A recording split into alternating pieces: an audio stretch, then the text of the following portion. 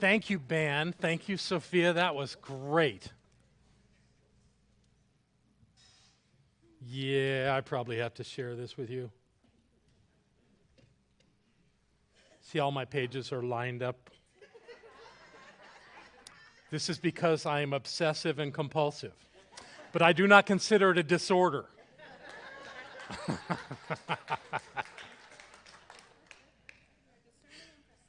Thank you, discerning and precise. I'll go with that, Amika. Good morning, everyone. I'm really glad that you're here, but I have to ask a favor of my practitioners. Not all of you, but 2 or 3 of you come and sit up front here. This is weird. Oh, good. Okay, that's it. That's it, guys. Much better. Thank you. All right. So, as many of you know, Barbara and I were at Asilomar 2 weeks ago. That's actually a picture of a sunset at Asilomar. Now, yeah, it's nice, isn't it? So, what I want to share with you is that I know that many of you haven't been to Asilomar, and we keep talking about this place in California. Someone actually called it the Mecca of Science of Mind. And I kind of cringed when they said it, because I don't want to have to pray toward that direction. This is not going to work. So, for me, though, it is an important place because students of the Science of Mind have been going there for close to 100 years. And even though we took a 4-year break on it, I think it was a fabulous experience. And I want to give you a virtual tour of Asilomar. So let's see what we got here. This is the entranceway. I don't know if you can tell clearly, but those 2 pillars both say Asilomar. That is the entrance, and as you can see, you can't see a single building from the road. That's somehow intentional, even though there's lots of buildings on the property. That's the beach at Asilomar. It is beautiful, isn't it? It's very cold. In fact, it's cold there all the time. It's like San Francisco. All the time, cold at Asilomar, so I have to pull out my sweaters in the middle of summer when we go there. That's Merrill Hall. That's the place where I did the board breaking for about 500 people. And it's where all the great speakers come and share their wisdom with us. That's what it looks like on the inside, without people, obviously. But that's an important part of Asilomar that we all share. And this is the chapel, smaller, but still a very important place at Asilomar. It's the original gathering place at Asilomar. And let me give you a picture of what it looks like on the inside. That's on the inside. This is where Dr. Ernest Holmes spoke when he went every year. It was really Ernest that started this whole Asilomar thing. He just loved it. He lived in L.A. Lots of people, even back in the early 20th century. There were a lot of people in L.A., so getting to go up to Asilomar where there were just a few hundred and being with people that you love was just something that he adored, and that's where he spoke. It's also where Barbara and I were acknowledged for our ordination, and it's where we did our workshop just 2 weeks ago at Asilomar, so it is a beautiful place. That's called the Lodge. That's actually the building where Barbara and I stayed this last trip. It's the first time I ever stayed in the Lodge. We were in that little room on the upstairs on the right that has a balcony. And we figure because only 2 of those rooms on the front have balconies that chances are Ernest and his wife Hazel stayed in those rooms too. So we kind of played that up. This is the oldest residential building at Asilomar. And that's where we eat a ridiculous amount of food. It's called Crocker Hall. They feed us 3 times a day, more food than any human being ever should be expected to consume. And that's the path on the boardwalk out to the beach. And there's one more picture of the boardwalk that is absolutely beautiful. Isn't that something? So that's where we go when we go to Asilomar. And those that have been there are going, oh yeah, that's where we go. And it was a wonderful trip. So, that being said, maybe I should tell you a little bit about what I want to share today, being as I have 5 pages of notes sitting over here. We should get on with it, huh? All right. Again, sunset at Asilomar. My talk is entitled For and Against. And the reason for that is that Dr. Holmes, who gave a lecture every year at Asilomar, in his last lecture. It was called Sermon by the Sea. In fact, what I've learned is that they were all called Sermon by the Sea. But the one that obviously caught everyone was the last one he did before his transition. And in it, there were some poignant lines that I want to share with you. This is a picture of Dr. Holmes, and this is the first part of that line in his final message at Asilomar. Find me one person who is for something and against nothing. For something and against nothing. That's an incredible idea. And I will not ask you to raise your hands if you can tell me that you're for something and against nothing. But no, let's notice the structure of that. First of all, to be for something, it doesn't say to be for everything. And to be against nothing means really nothing. And why would that be? And how would that fit into the teachings of science of mind? Well, you get to decide what you're for. No one can tell you that. No one can tell you what your passion is and what the direction of your life is and what you stand for in your life. That's completely up to you. Could it be more than one thing? Of course it could. But he's asking for one thing that you're for. Absolutely for. Now, between the for and against is this chasm of space that I call indifference. And you know what? It's okay to be indifferent about things in life. You don't have to be for or against everything. What if that were the case? What if you had to be for everything? No, that doesn't work. Being against things, I'm going to explain. I'm going to go deep into what that's about. But for, you can't be for everything. But you can be in a place where you're indifferent to that thing. You're not giving it any energy. You're not focused on it. It's not important to you. You're not going to let it run your life. So it really means nothing to you. And that's okay. In fact, it's important to know that you can do that. But this idea of being against something, that's something that we got to look at. We got to think about. And it says nothing.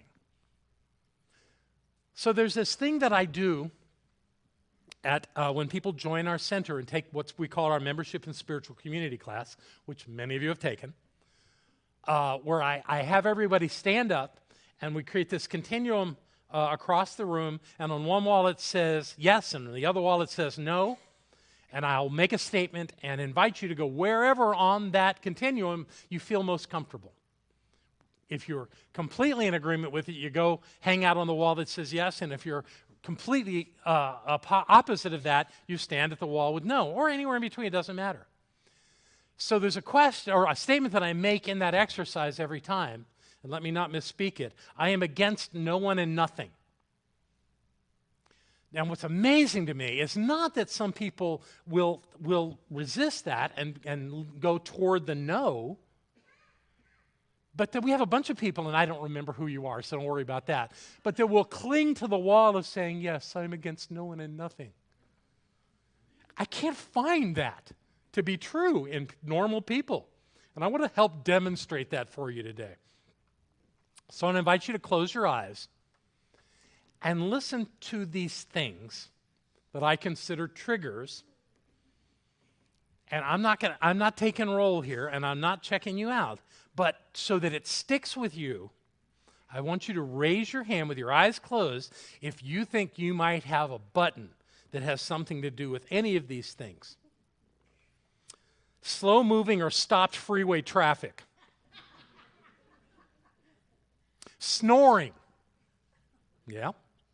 Dirty dishes. Internet pop-up ads.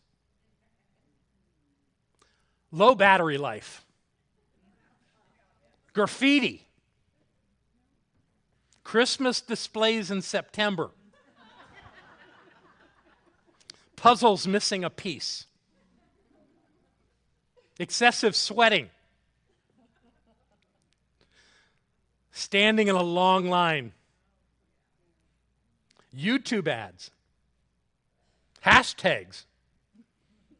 Cold feet. Dirty public toilets. Burning your tongue on hot food.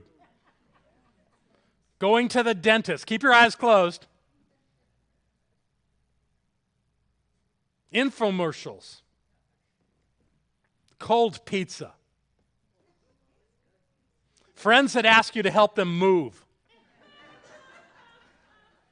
DUI checkpoints, #1 in North Carolina. Well, these are all from surveys. Websites that require you to sign up.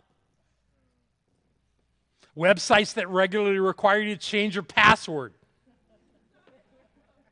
Having your personal space violated. People who park their cars and take up 2 parking spaces. People who throw their trash on the ground. Songs that keep playing in your head for over a week. Okay, open your eyes. I think everybody raised their hands, which means we all have work to do, because these are the kind of things that get in our way. These are the kind of things that cause us not to remember that the presence of the divine dwells everywhere and always, even in the circumstances of your life. Now, I would have no problem in my life if I could be indifferent to all of those. That would be fine. That none of those things bother me one way or the other. I'm not there yet. I saw Rocket Man a week ago, and I still got one of his songs in my head. Not right now, though. Not right now. Let it go. So what does all this mean? What does all this mean? The stuff that we're against gets in our way. How are we doing with people that have differing opinions than us? How are we doing with the other political party? How are we experiencing people of other faiths? Do we find something there to be against? How are we dealing with our family of origin?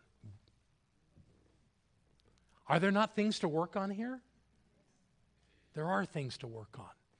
So the question is, why is this the case? You know, we look at ourselves, we feel pretty evolved. Why do we still have all this stuff to work on? Well, I found something that I think really speaks to this. And it's a quote from a 20th century teacher who, by the way, taught pure metaphysics, yet never at all connected with our movement, the New Thought movement. His name's Neville Goddard. Remember this guy? Some of you may know him. Brilliant guy. Taught exactly what we teach, but didn't like the idea of being a part of something. So this was a quote that really applies. If you would become as emotionally aroused over our ideals as we become over our dislikes, we would ascend to the plane of our ideal as easily as we now descend to the level of our hates. Yeah. It's so easy to find fault. It's so easy to be in judgment. It's almost like we're hardwired for it. And we make a big deal about it.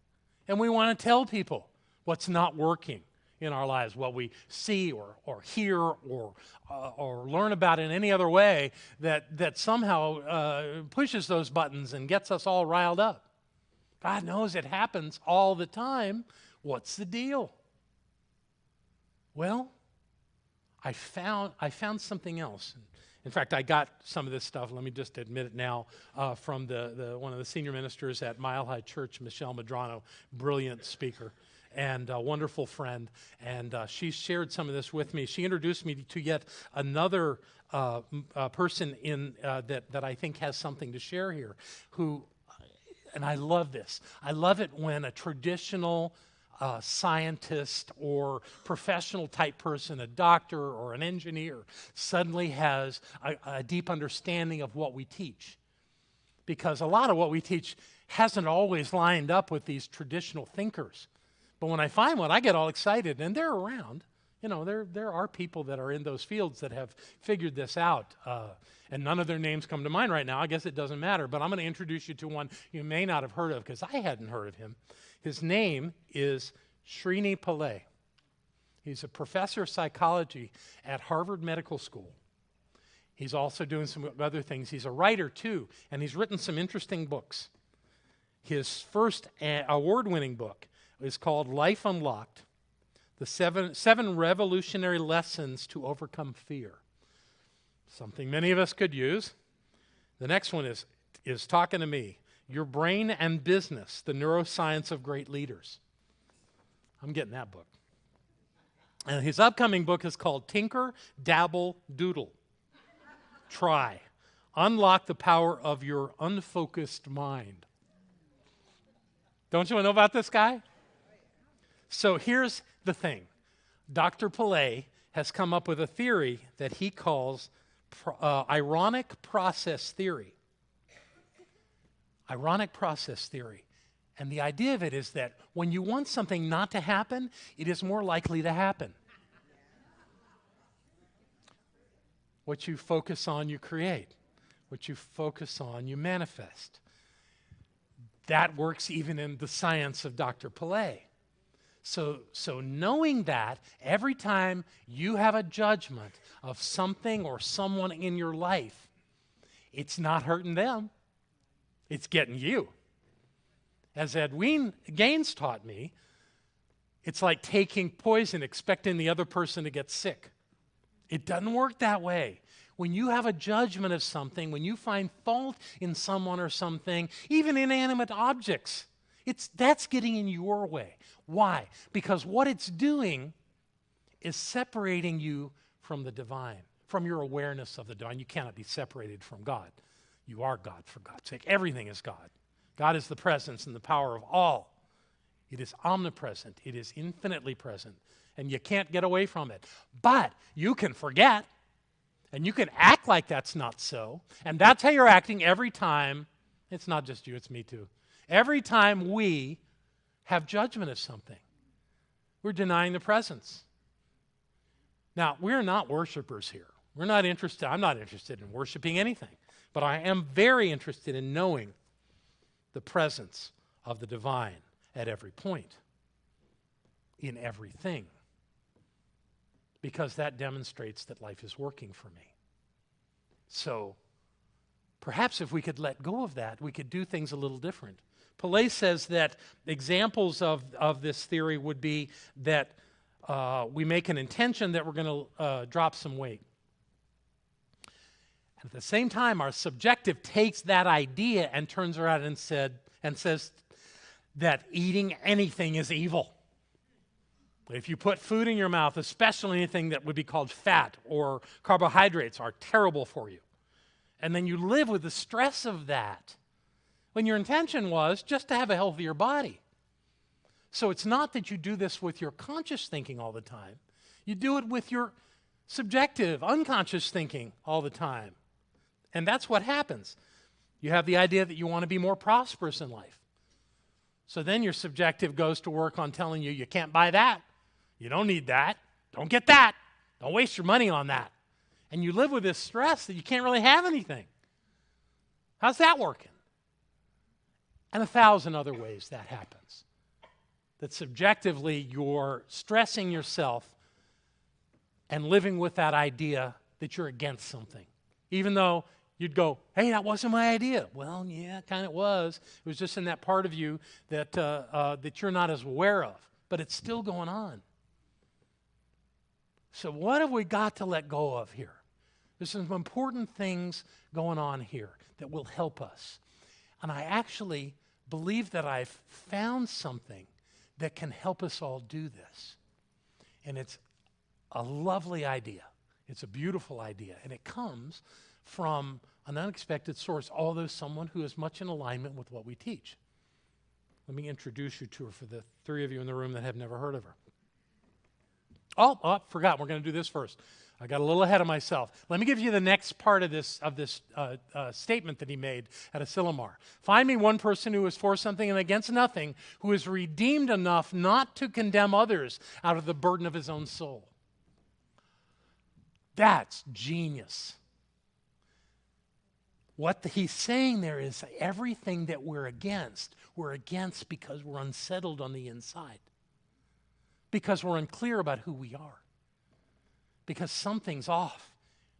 And the thing is, it's not that something's off out there, but that's where we always want to point. We always want to make something wrong out there, as though we've got it all together, as though we've figured it all out, and we know what's bad in the world. And where does that get you? It's troublesome. It really doesn't work. It isn't helpful. When we condemn something, it's saying that something's not working inside of us. And none of us, I think, want to live that way. But that's the place to look. You got to look within. Something else I recently heard that I wasn't going to use today, but I'm going to use it anyway. The idea that if you're not willing to go within, then you must be willing to go without. Isn't that clever? I will thank my colleague for that. Because all the work is on the inside. Everything that's going on in our lives, all that stuff that we think is going on out there is really happening inside of us. Because if it wasn't, we wouldn't care. Every activity in life is neutral. And then we apply value and meaning to it. So when we apply some meaning that says this is wrong, this is bad, what we're doing is missing an opportunity to see the divine, to know the divine as that. Again, without any need to worship it or make it holy. That's not it. The presence of the divine is in everything. The magnificent and the sublime. It's all God. Every bit of it's God. So let it be God. And don't get in its way, because you're not in its way. It's in your way. If not the thing out there, the thing that's in your way is what you're thinking. That's where your challenge is. That's the thing that needs to be shared. Okay, I think I'm ready to share my friend with you. There she is, Mary Baker Eddy, the founder of Christian Science and the Christian Science movement. An amazing lady, although some said she was a control freak. I don't care. She did an amazing job of creating a spiritual movement in the United States. She started in the I wrote it down. I really shouldn't waste my notes, huh? 1875. She wrote a book called Science and Health. This is the latest cover on the latest reprinting of it. And when they printed that, their numbers were that they had sold over 9 million copies of that book. So it's a well-read approach to life. And the one thing that I think that differentiates Science of Mind from Christian Science is that she had no use for doctors. And apparently she had used doctors in the mid-1800s when she became very ill and did not get any better. And I don't know what medicine was like in the middle of the 1800s, but probably not all that great. So she totally discounted doctors and said the way that you heal yourself is through prayer. Ever heard that before? So we have a real alignment with the teachings of Mary Baker Eddy, if not her process. But a great teacher and a great facilitator of this new way of thinking in the world. Let's see. There's a picture of the Mother Church, otherwise called First Church of Christ Science in Boston, Massachusetts. She started that church with 26 followers in 1879. First Church of Christ Scientists. Now, Mrs. Eddy got herself into a little bit of a challenge in the latter part of her career. Apparently, some members of her church, forgive me, men, decided she was not competent enough to be the leader of this church anymore. So they filed a lawsuit to have her removed as the leader of the church. Now keep in mind that this was probably around 20 years before women even had the right to vote. And this woman was one of the most powerful women in the world. And there were people that wanted to knock her down.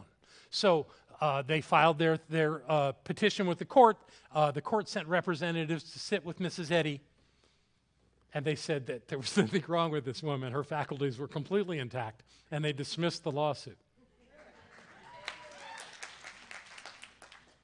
So this is what I want to share with you. She's written a piece called I Have Learned a Great Secret. And I believe that this will provide some real insight on how to deal with this idea of not being against anything. Try this. I have learned a great secret. I'm going to tell you what the secret is, and it is wonderful. It is this. not to see or hear or repeat any kind of imperfection, to see and hear and repeat only good, all the time and under all circumstances, and in spite of everything that appears to be to the contrary. I make this resolve every morning when I first open my eyes, and I renew it every hour of the day. I see perfection in myself, in my friends, in my so-called enemies, in my affairs, and in world affairs. I take my radical stand for the perfection of God in everything and for everything and everybody. I look upon the world with God's eyes and see it just as God sees it, and I refuse to see it in any other way. I stop a dozen times a day and renew this resolve and make sure that I am not repeating an error or giving way to criticism. I watch my thoughts about people, the lame, the old, the unloved, to those that I pass on the street, stray animals. I have taken my radical stand for perfection, and I will not, absolutely will not relax this perfect standard. The result has been simply marvelous. Try it, and you will find that you will be seeing with God's eyes, with perfect sight, and you will behold a perfect universe, the outward condition of your inward thinking. Is that not brilliant?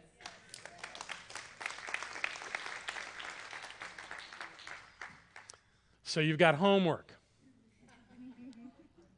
To listen to your thoughts, to pay attention, to catch yourself, and not make yourself wrong when you have a judgment, but to correct it, to take it to that perfect place that Dr. Mary Baker Eddy or Mrs. Eddy spoke of, and to accept that that's the higher and greater truth of life. So there's one more part of this beautiful saying from Sermon by the Sea of Ernest Holmes, and it goes like this. I'm reading from the top. Find me one person who is for something and against nothing, who is redeemed enough not to condemn others out of the burden of his own soul, and I will find another Savior, another Jesus, an exalted human being. Do we have any exalted human beings with us today? Good, then we all have a reason to stay on planet Earth, to do the work of knowing the truth of who we are and what our life is. It's the presence of God, now and always. This is the highest truth I know, and I invite you to embrace it as full and complete as you possibly can, and to live that exalted life that you were meant to live. For you are the presence of God, and I love you. God bless you. Hi, I'm Barbara Waterhouse. And I'm John Waterhouse. Thank you for watching this message today. Through our website, cslasheville.org, we have over 1,000 messages, classes, and New Thought books, all to download at no charge to anyone. Producing this incredibly valuable collection of ideas is really making a difference in the world. It's changing lives everywhere. Please go to our website, cslasheville.org, and click the Donate button. You can support this life-changing ministry, and when you do, we'll send you a note of thanks and also put you on our daily prayers. By doing this, you're helping to raise the consciousness of people across the entire globe. We're changing lives together, those lives that are being more prosperous, more healthy, and more joyous. Thank you for being a part of this important work and supporting what we do here at CSL Asheville. Thank you.